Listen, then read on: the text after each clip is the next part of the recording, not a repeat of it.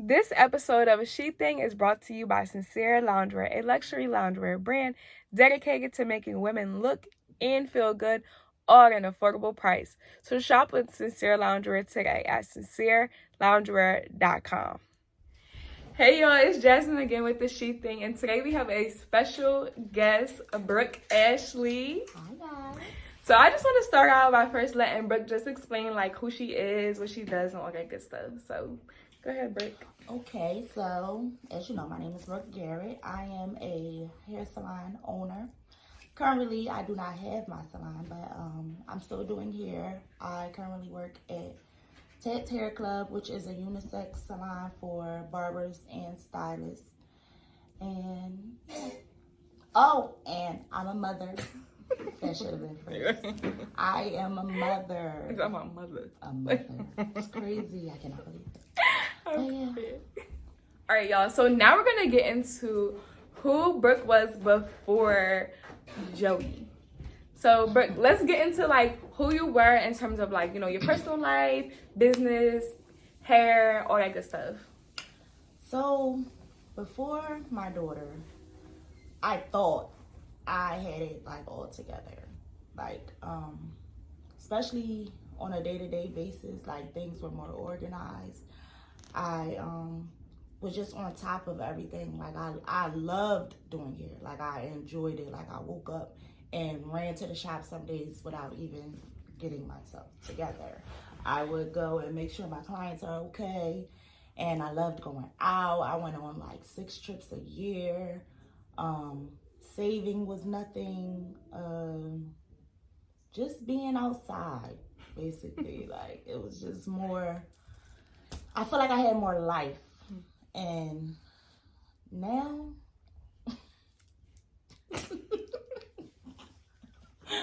Before we get into who Brooke is after Joey, I want to just ask you, who was Brooke before Joey? Like, if somebody was to say, who is Brooke Ashley, what would you say to them? I would say I was like a go-getter, a leader, a protector for sure. I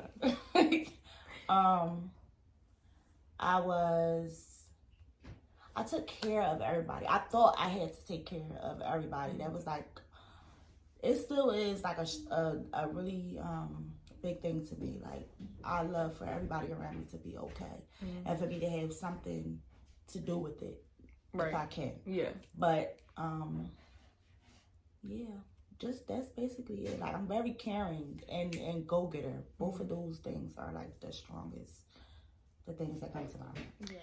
Okay, so now we're gonna get into Brooke is pregnant, right? So who was pregnant, Brooke?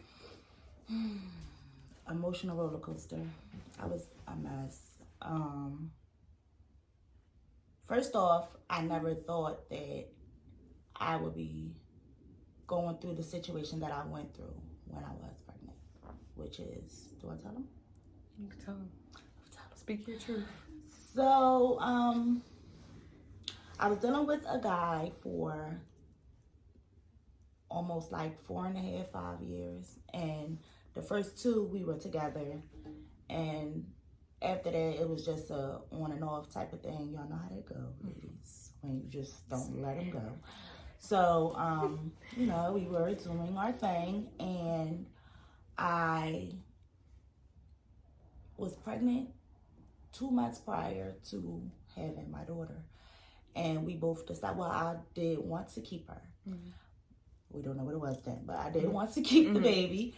And he didn't agree with it. So we talked about it, and I decided to get an abortion. Mm-hmm. So afterwards, of course, he came back around and, oh, sorry, and I will never make you go through anything like that again. And then I wound up getting pregnant again. Mm-hmm. That close, like literally 2 months later.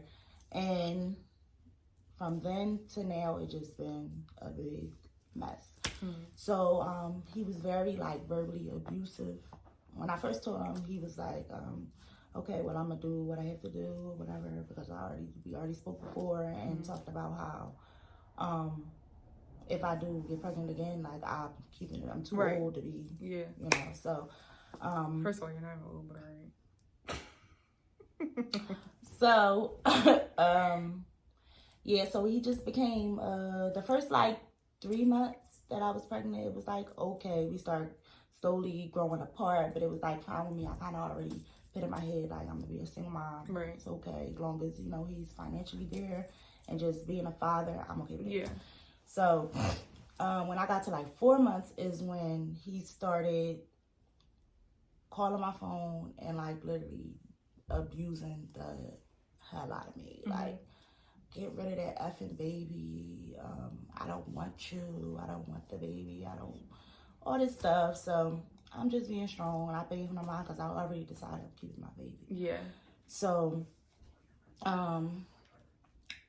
when I had her, it was the same story. He wasn't involved. He's still not involved. But it's okay. Right. I am healed from that. Period. Because one thing a woman gonna do is we gonna make it happen. Yeah, we gonna bounce back. But yeah. And what was the question before? Like, what is So I just want to know, like, all right. So you went through that, and it was emotional roller coaster and stuff like that. Oh, who was I pregnant, Brooke? Yeah. That was it. And then, who am I after pregnant, Brooke? Yeah. I would say. I'm not gonna speak about at this current moment, right? But like right after having her, I was very insecure, Brooke. I didn't believe in myself at all. I felt like my life was totally over. I was completely broke.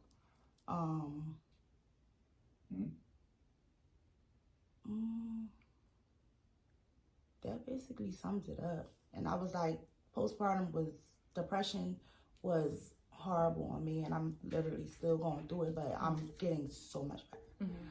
But yeah. Can we talk a little bit about that? What, the depression? Yeah. Yeah, I don't want you to cry, but I just know that it's so many females that go through this experience and they don't acknowledge it. You know what I mean? Because it's not talked about. Like, especially like, you know, you're in the church, so you probably know, like, a lot of people be like, well, just go to God, just go to God. And it's like, sometimes it's not that simple. Like, it's not something that you can control. Your emotions, I feel like, I talk about it all the time because I'm a nurse. It's like, your emotions literally go from like 100 to 50. Like, plummet. And it's like, you don't really know what to do with them because you never experienced that before. People don't really talk about like what happens with pregnancy and everything like that. So I'm too emotional for this. No, it's okay, Brooke. I know. But Brooke, it's okay. Okay, so you gonna help somebody by saying this, I promise you. And you might even help yourself by just speaking about it. You got this. Okay. Okay, y'all. So now we're gonna get into a little bit of what Brooke's postpartum depression looks like. Postpartum depression, it's hard to tell when you're even going through it because it just happens. Like soon as I had my daughter, I made myself believe, and this is what you kind of have to do. And I fell off with doing it. But as soon as I had her, I like every day, like just told myself like, you strong, you got this, like get back to work. Start posting, market your stuff, like get back on. And I went for my birthday. I took a month off. I like told my clients because the fourth day I came home after having my baby, I started working again. Booked up, people lined up in my house, sitting everywhere. And for my birthday month, which is April, I'm like, I'm gonna take off. Wait, just do a little time frame real quick.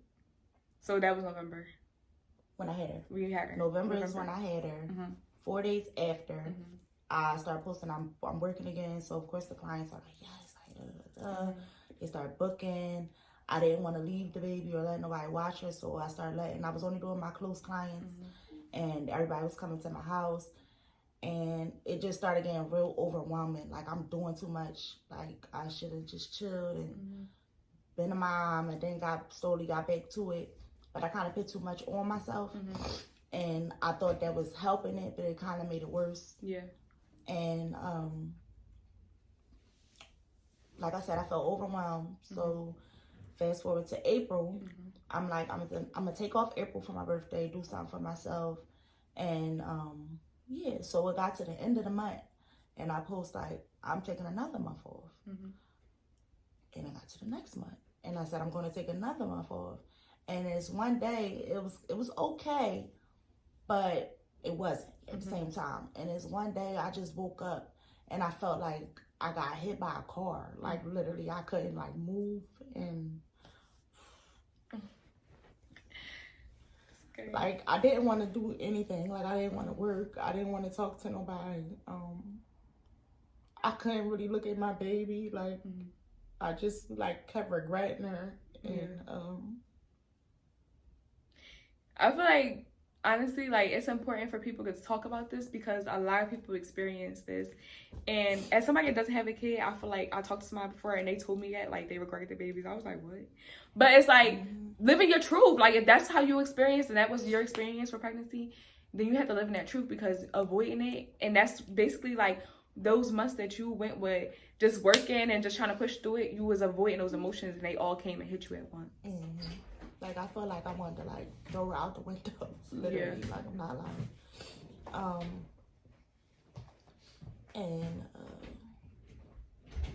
it was just I couldn't feel like I couldn't believe I was going through all that because I've never in my life I always been like the strong person, like motivating people. Like, well, we got this. Like even if I am having a down week, a down day, like I know how to get myself back up. And then to just have these emotions going through your head every single day, it was like I did not know what to do or who to talk to or whatever. And then I got this little baby here that only depend on me. It was just like hard. It's crazy.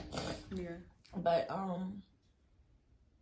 yeah, and then it went to like almost 8 months where I didn't work at all. I didn't work. I didn't go out. I didn't. And mind y'all, when I was pregnant to having her, COVID started. This was 2020.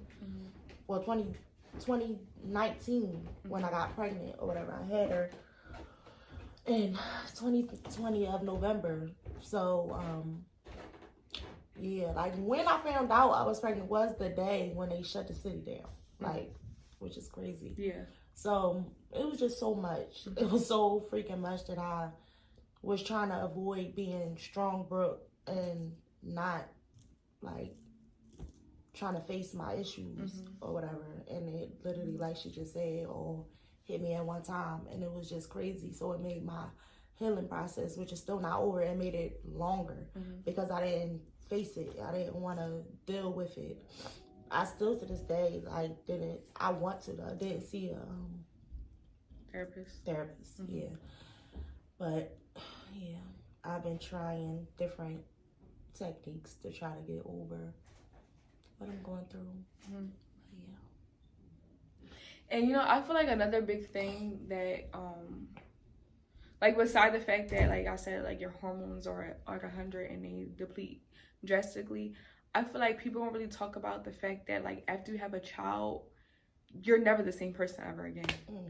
So people have this idea of like, all right, I'm gonna have this baby and I'm going right back to who I was, and it's like that's not. I kept saying it. Yeah. Like, oh, I'm gonna do this thing. Like, I'm literally not even close to the Brooke I was. Like, let alone like you're not able to do nothing that you want to do. Yeah. Not saying that you can't find new things. That's the point. Like you have to find out who your new person is. Like find different things. You're gonna like different things. Like now, because I took so long to try to get back or make myself comfortable again, I don't really know what I like to do. I don't going out, I'm so uncomfortable. I don't like to go out. I miss every event that everybody has just because I'm thinking too hard. Just because I'm thinking too hard, I'm used to, like, everybody who knows me know that I like to put clothes on. Like, I love to get dressed. Sugar one. Yeah. Stepper. Yeah. Period. So, when I'm not able to, like, get dressed how I want to get dressed, I'll literally not go somewhere. And it's not about that. Like, it's about, like, what you need to get outside. Like, and talk to people and communicate and just interact with people. Just breathe fresh air. And I'll be suffocating myself. Literally. Like, just sitting in the house doing nothing. Yeah. And I feel like sometimes too, that makes people kind of like more or less despise their kids because they're never able, like they're always in mommy mode, like they're always a mom, like they never take the time to really step out and just do them, like even if it's a Target run and go get some Starbucks or something like that, you know what I mean? It's really like the simple things that really can just give you that outing that you need to just feel like yourself again, you know? So I feel like that's important. It's definitely important. It's definitely important. Small things, like even if you gotta go and get your nails done, whatever, do your makeup today, like just do little things that's going to slowly get you back to or finding that new you, because it's really so hard. It's so hard. Like I be looking, like I call myself every day a crackhead. I be looking at my going to work or coming outside, but And that's what, honestly, like, a little side note, but like that's what Sincere Loungewear is about. I feel like because like we have loungewear items, but I feel like when you look good, you feel good. And honestly, like being in college, and you was in college too, like, you know, sometimes you just get up and you throw something on, you be looking a hot ass mess, and it's like you feel like a hot ass mess, but it's like when you actually like take the time to like do your hair or throw something on, it really does like make you feel good. Like, damn, I'm cute. I'm that bitch for real. I'm crying. Like, yes. But yeah, and I feel like that's so important. So yeah, when I start calling you and just being like, I'm outside, come outside, you gonna come outside? I just got up out of it. No, Joey. Joey can watch herself. No, Joey's grown. She's my treacherous little Scorpio twin, and she got me. She's crazy. So within your postpartum depression and stuff like that, I just want to know, like, what made you feel like you couldn't reach out to anybody or talk to somebody about what you were experiencing? Because like I said before, I was always like the go-to person. I took care of everybody financially, mentally. Like, I thought people was going to judge me and look at me like, what's wrong with her? Like, she going through, or like, just treat me bad. Yeah. Because I'm going through stuff. And it's like people, and honestly, I went through that with like family, and just like with everything in life, like it's going to be the people you least expect every time that come through. Like, since I had Joey, I've got so much closer to like Jazz and like different people that was just my clients or people I come across every once in a while. But you have to talk to somebody, because keeping it bottled up is like asking for your head to explode, literally, because it will. Like, and I feel like even though you went through and you experienced what you was experiencing, you had that God foundation. So I feel like that's what allowed you to not, like, you know, go and do something like maybe commit suicide or do something dangerous to Joey. Yes, because the thoughts definitely ran across my head. Right. So I think people just you really have to talk to somebody. Even sometimes, like, because of the whole like judgment thing, sometimes talking to a stranger can help too. Like, you know what I mean? Like, reaching out to a random person that you see like in day to day, like they just look good, you know what I mean? Or like in passing, like me, like I know sometimes people say I look a little aggressive, but I'm not, y'all. I'm really nice. And, you know, just reaching out to somebody that you feel like, you know, may be understanding to you, is big. And just to touch on the whole like judgment thing, because I feel like I've like ran across that so much recently, when people just like judging you based on like one little thing you do or stand in third or whatever, and it's like, for lack of better words, fuck them. Like, who cares? Like, you know what I mean? Everybody's human, and if somebody feels like they can't really walk in their truth, or they want to act like they're better than everybody, then that means that they really feel like the smallest little piece of grain of salt.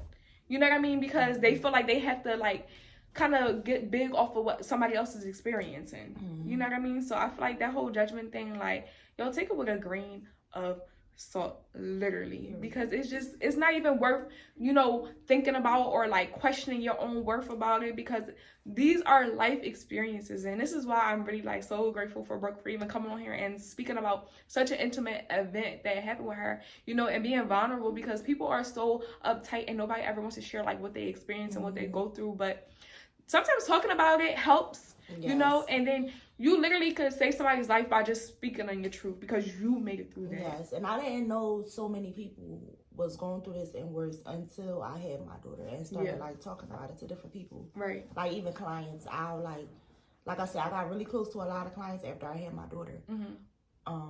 Like hearing some of their stories about their kids and the father and all types of things. It's like, oh my God, this is exactly what I'm going through. Right. Like, so yeah, don't be scared to talk to people, random people sometimes. It will really help. Because like you said, like it'll be people you least expected, and that random person, they not gonna judge you. Like they gonna be like, listen, the fact that you even have to reach out to me about this and you don't have nobody to talk to, it's like, all right, what is it? Like I'm gonna help you out, kind of thing. Yeah. So now we're just gonna get into like how Brooke actually got back into the hair game and doing her, and you know, just coming out of that postpartum depression phase. You know, the pregnancy, the having the newborn baby. Like, what did that look like for you? I had to literally like make a schedule for myself, first of all. And like basically what we talked about before, like just telling myself every day, telling myself who I am, like affirmations, like they're important. Like, literally repeating words like, I'm still decent, I'm beautiful, I'm smart, I'm like, and just do it. And I also, like I said, I was working from home. I had to come out of that house. I had to. Because I needed to be around people. I'm used to a setting, like, people. I'm used to salon talk, like meeting random people selling stuff. Right. Like just being like a part of something. Right. And I went and worked where I work now at Ted's Hair Club. And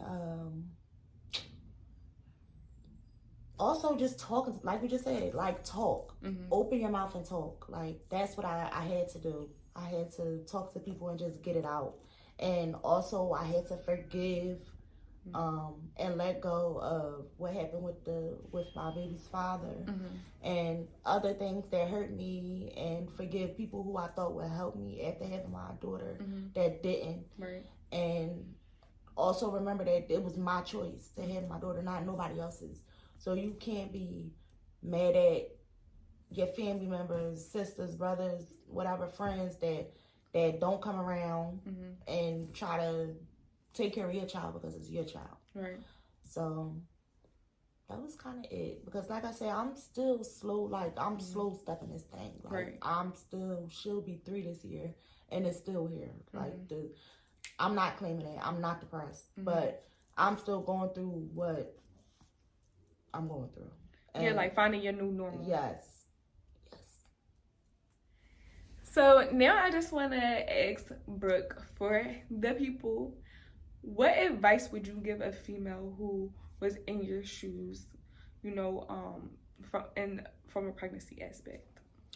I would say first off, before anything happens, please watch who you're laying down with. That's very important, because first off, you don't know what that person, type of spirits, whatever, that they have in their family that might transfer to your child, that you're going to have to be strong enough to cast out of when it comes time to. That's number one. 2, keep in mind when you decide to keep your child, that's your child. Anything can happen. You might have the best baby father, but he can walk outside and get hit by a car, and you have to wind up doing it by yourself. Very true. Just have everything. You're never going to have everything in order, but try to keep up with what's going on. Like have a solid plan, essentially. Yes, please have a plan. Also have a plan right before you have your child. Like, these are the different things that I'm going to, because I'm going to tell the truth, I just winged it. Yes, with the flow. Yeah. I never planned on having a baby. So, just try to have a plan, like, every Tuesday and Thursday, we're going to take walks. I'm going to take the baby for a walk. I'm going to set myself up for a nail appointment. I'm going to get my hair done once a month. Whatever you have to do to keep yourself moving and being outside, do that. have a prayer life with God. Like, you have to pray. No matter what. Whatever God you pray to, please pray. Also have a good support system. If you can.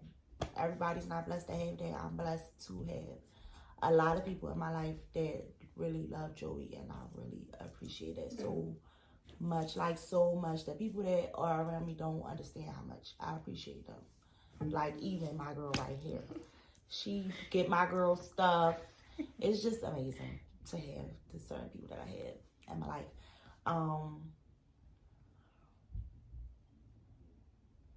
The key word is plan, okay? Have a plan to have that bond that you would want with your parent, if you have it or don't, with your child. Yes. Because that's the one thing that, like, just stays in my head all the time. Even, like, mostly when I'm, like, mad at, when she do something, I get mad. Like, I just try to remember, like, what did my mom and dad used to do that would make me even madder? Like, if I'm mad and they screaming at me or they try to beat me or whatever. Like, make sure you have a good relationship with your child. Like, try to bond with them. Like, do different things to try to learn and understand who they are. Because you don't know what they're going through, even as babies. Absolutely. Like, they go through a lot. So, That was really good advice, Brooke. Like, for real. That was really good advice. Appreciate it. Yeah. I'm learning, y'all. Yeah. It's Big Brooke. I'm a mother. I'm crying. Yeah.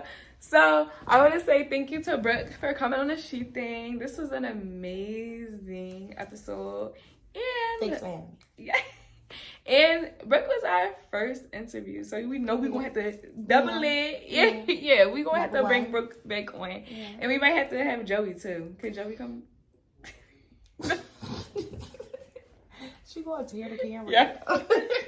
We're going to wait. I know. She'll sing for y'all. Yeah. I don't know if she'll sit here and talk, but she'll definitely sing. We need to have Joey and dance for y'all, because she's a performer. And my daughter's going to make me rich. She's going to be a star. Period. Look out. Joey Brooklyn.